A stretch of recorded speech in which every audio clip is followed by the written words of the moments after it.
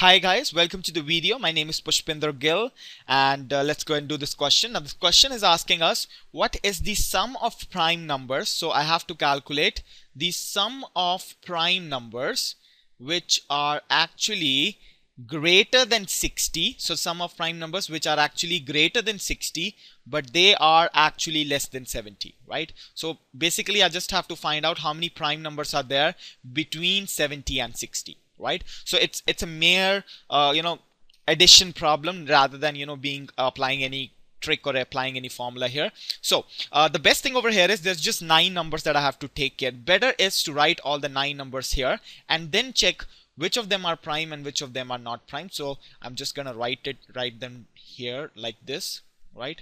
Okay, now is 61 prime? Yes. Is 62 prime? No. Is 63 prime? No. Divisible by 3. Is 64 prime? No. Is 65 prime? No. Is 66 prime? No. Is 67 prime? Yes. Is 68 prime? No. Is 69 prime? No.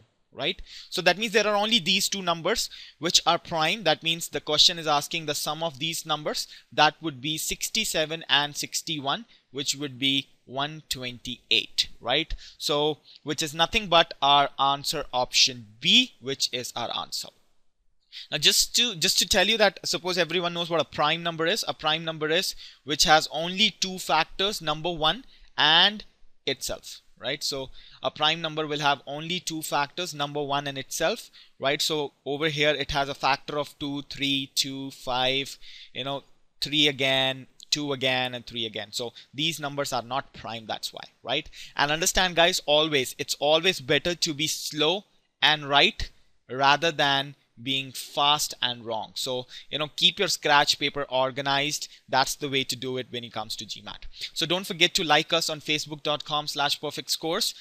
Don't forget to give me your feedback on perfectscores89@gmail.com and explore more about us at perfect-score.com, right? So this was about the video guys. Thank you very much and I'll see you in the next one. Bye bye.